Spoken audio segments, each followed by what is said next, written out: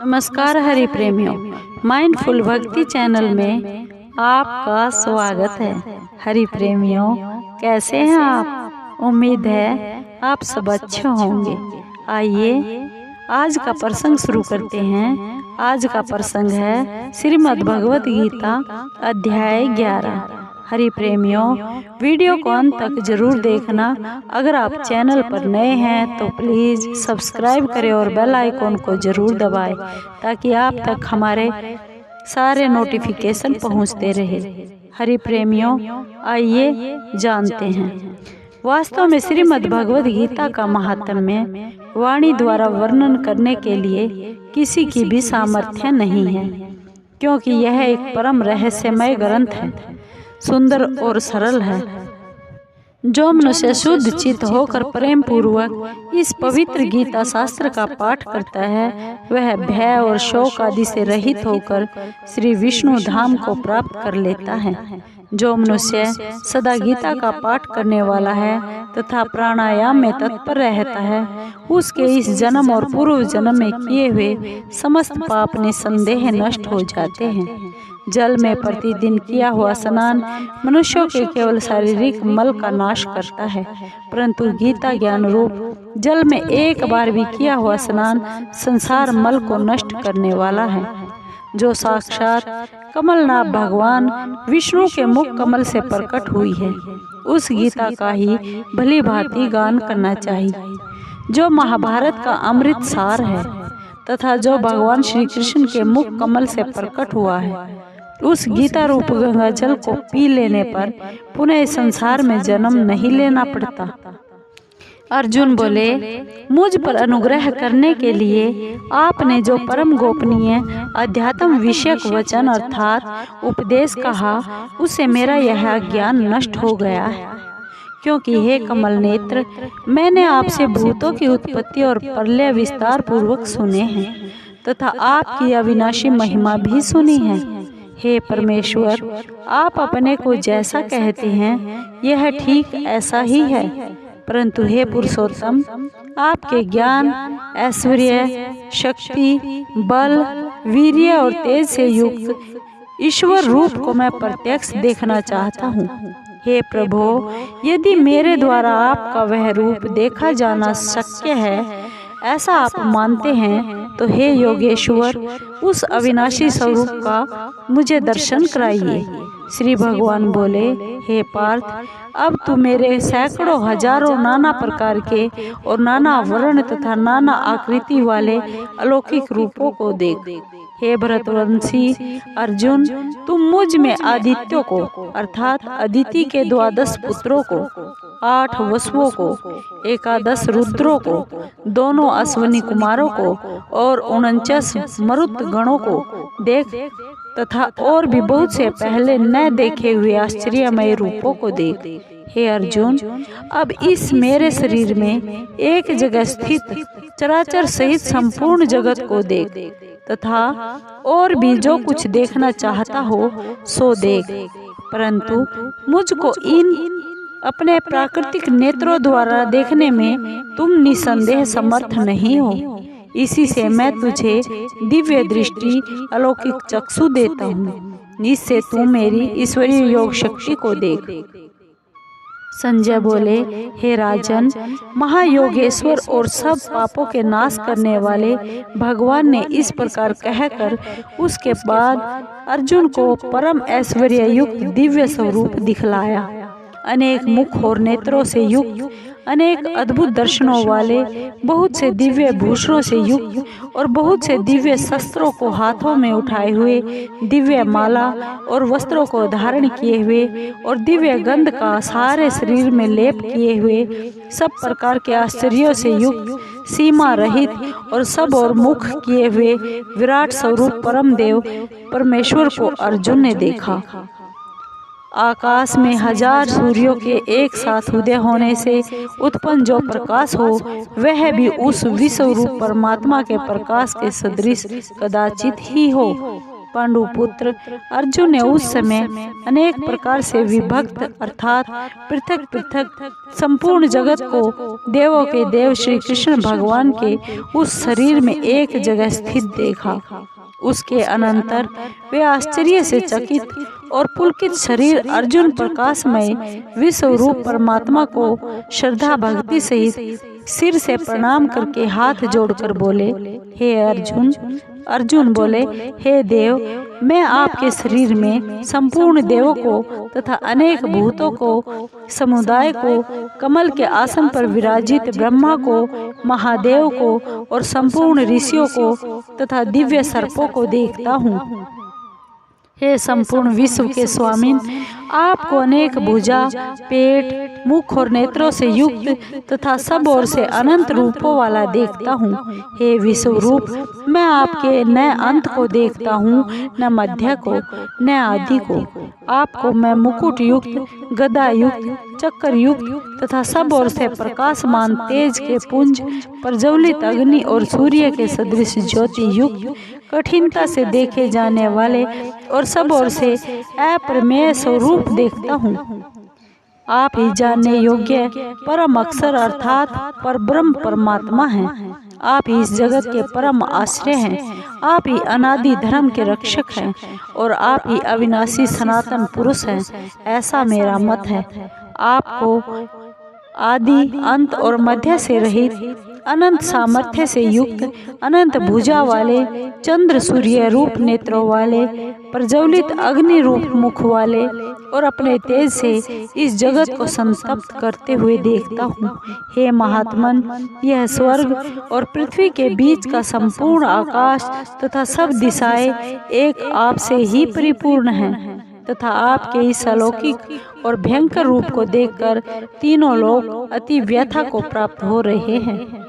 वे ही देवताओं के समूह आप में प्रवेश करते हैं और कुछ भयभीत होकर हाथ जोड़े आपके नाम और गुणों का उच्चारण करते हैं तथा महर्षि और सिद्धों के समुदाय कल्याण हो ऐसा कहकर उत्तम उत्तम स्तोत्रों द्वारा आपकी स्तुति करते हैं। जो 11 रुद्र और 12 आदित्य तथा 8 वसु, साध्यगण, विश्वदेव, अश्विनी कुमार तथा मरुदगण और पितरों का समुदाय तथा गंधर्व, यक्ष, राक्षस और सिद्धों के समुदाय है, वे सब ही विस्मित होकर आपको देखते हैं। हे महाबाहो, आपके बहुत मुख और नेत्रों वाले, बहुत हाथ, जंघा और पैरों वाले, बहुत उदरों वाले और बहुत सी दाढ़ों के कारण अत्यंत विकराल महान रूप को देखकर सब व्याकुल हो रहे हैं तथा मैं भी व्याकुल हो रहा हूँ। क्योंकि हे विष्णु, आकाश को स्पर्श करने वाले, दैदीप्यमान, अनेक वर्णों से युक्त तथा फैलाए हुए मुख और प्रकाशमान विशाल नेत्रों से युक्त आपको देखकर भयभीत अंतःकरण वाला मैं धीरज शांति नहीं पाता हूँ। दाढ़ों के कारण विकराल और प्रलय काल की अग्नि के समान प्रज्वलित आपके मुखों को देखकर मैं दिशाओं को नहीं जानता हूँ और सुख भी नहीं पाता हूँ। इसलिए हे देवेश, हे जगन निवास, आप प्रसन्न हो। वे सभी धृतराष्ट्र के पुत्र राजाओं के समुदाय सहित आप में प्रवेश कर रहे हैं और भीष्म पितामह, द्रोणाचार्य तथा वह कर्ण और हमारे पक्ष के भी प्रधान योद्धाओं के सहित सब के सब आपके दाढ़ों के कारण विकराल भयानक मुखों में बड़े वेग से दौड़ते हुए प्रवेश कर रहे हैं और कई एक चूर्ण हुए सिरों सहित आपके दांतों के बीच में लगे हुए दिख रहे हैं। जैसे नदियों के बहुत से जल के प्रवाह स्वाभाविक ही समुद्र के ही सम्मुख दौड़ते हैं अर्थात समुद्र में प्रवेश करते हैं, वैसे ही वे नरलोक के वीर भी आपके प्रज्वलित मुखों में प्रवेश कर रहे हैं। जैसे पतंग मोहवश नष्ट होने के लिए प्रज्वलित अग्नि में अति वेग से दौड़ते हुए प्रवेश करते हैं, वैसे ही ये सब लोग भी अपने नाश के लिए आपके मुखों में अति वेग से दौड़ते हुए प्रवेश कर रहे हैं। आप उन संपूर्ण लोकों को प्रज्वलित मुखों द्वारा ग्रास करते हुए सब ओर से बार बार चाट रहे हैं। हे विष्णु, आपका उग्र प्रकाश संपूर्ण जगत को तेज के द्वारा परिपूर्ण करके तपा रहा है। मुझे बतलाइए कि आप उग्र वाले रूप वाले कौन हैं। हे देवों में श्रेष्ठ, आपको नमस्कार हो। आप प्रसन्न होइए। आदि पुरुष, आपको मैं विशेष रूप से जानना चाहता हूँ। श्री भगवान बोले, मैं लोकों का नाश करने वाला बढ़ा हुआ महाकाल हूँ। इस समय इन लोकों को नष्ट करने के लिए प्रवृत्त हुआ हूँ। इसलिए जो प्रतिपक्षियों की सेना में स्थित योद्धा लोग हैं, वे सब तेरे बिना भी नहीं रहेंगे, अर्थात तेरे युद्ध न करने पर भी इन सब का नाश हो जाएगा। अतएव तू उठ, यश प्राप्त कर और शत्रुओं को जीत कर धन धान्य से संपन्न राज्य को भोग। ये सब सूरवीर पहले से ही मेरे द्वारा मारे हुए हैं। हे सव्यासीन, तू तो केवल निमित्त मात्र बन जा। द्रोणाचार्य और भीष्म पितामह तथा जयद्रथ और कर्ण तथा और भी बहुत से मेरे द्वारा मारे हुए शूरवीर योद्धाओं को तू मार। भय मत कर, निसंदेह तू युद्ध में वैरियों को जीतेगा, इसलिए युद्ध कर। संजय बोले, केशव भगवान के इस वचन को सुनकर मुकुटधारी अर्जुन हाथ जोड़कर कांपता हुआ नमस्कार करके फिर भी अत्यंत गंभीर और भयभीत होकर प्रणाम करके श्री कृष्ण भगवान के प्रति गदगद वाणी से बोले। अर्जुन बोले, हे अंतर्यामिन, यह योग्य ही है कि आपके नाम गुण और प्रभाव के कीर्तन से जगत अति हर्षित हो रहा है और अनुराग को प्राप्त हो रहा है तथा भयभीत राक्षस लोग दिशाओं में भाग रहे हैं और सब सिद्ध गणों के समुदाय नमस्कार कर रहे हैं। हे महात्मन, ब्रह्मा के भी आदिकर्ता और सबसे बड़े आपके लिए वे नमस्कार कैसे ना करें, क्योंकि हे अनंत, हे देवेश, हे जगन निवास, जो सत असत और उनसे परे अक्षर अर्थात सच्चिदानंद घन ब्रह्म है, वह आप ही हैं। आप आदिदेव और सनातन पुरुष हैं। आप इस जगत के परम आश्रय और जानने वाले और जानने योग्य और परम धाम हैं। हे अनंत रूप, आपसे यह सब जगत व्यापक अर्थात परिपूर्ण है। आप वायु, यमराज, अग्नि, वरुण, चंद्रमा, प्रजा के स्वामी ब्रह्मा और ब्रह्मा के भी पिता हैं। आपके लिए हजारों बार नमस्कार नमस्कार हो। आपके लिए फिर भी बार बार नमस्कार नमस्कार। हे अनंत सामर्थ्य वाले, आपके लिए आगे से और पीछे से भी नमस्कार। हे सर्वात्मन, आपके लिए सब ओर से ही नमस्कार हो, क्योंकि अनंत पराक्रमशाली आप समस्त संसार को व्याप्त किए हुए हैं।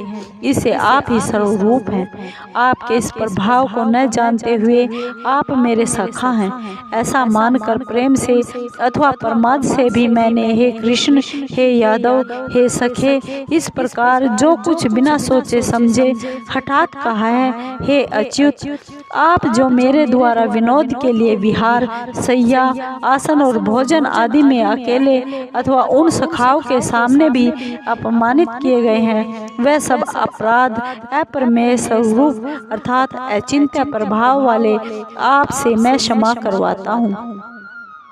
आप इस चराचर जगत के पिता और सबसे बड़े गुरु एवं अति पूजनीय हैं। हे अनुपम प्रभाव वाले, तीनों लोकों में आपके समान भी दूसरा कोई नहीं है, फिर अधिक तो कैसे हो सकता है। अतएव हे प्रभु, मैं शरीर को भलीभांति चरणों में निवेदित कर प्रणाम करके स्तुति करने योग्य आप ईश्वर को प्रसन्न होने के लिए प्रार्थना करता हूँ। हे देव, पिता जैसे पुत्र के, सखा जैसे सखा के और पति जैसे प्रियतमा पत्नी के अपराध सहन करते हैं, वैसे ही आप भी मेरे अपराध को सहन करने योग्य हैं। मैं पहले न देखे हुए आपके इस आश्चर्यमय रूप को देखकर हर्षित हो रहा हूँ और मेरा मन भय से अति व्याकुल भी हो रहा है। इसलिए आप उस अपने चतुर्भुज विष्णु रूप को ही मुझे दिखलाइए। हे देवेश, हे जगन निवास, प्रसन्न होइए। मैं वैसे ही आपको मुकुट धारण किए हुए तथा गदा और चक्र हाथ में लिए हुए देखना चाहता हूँ। इसलिए हे विश्वरूप, हे सहस्त्रबाहु, आप उसी चतुर्भुज रूप से प्रकट होइए। श्री भगवान बोले, हे अर्जुन, अनुग्रह पूर्वक मैंने अपनी योग शक्ति के प्रभाव से यह मेरा परम तेजोमय सबका आदि और सीमा रहित विराट रूप तुझको दिखलाया है। जिसे तेरे अतिरिक्त दूसरे किसी ने पहले कभी नहीं देखा था।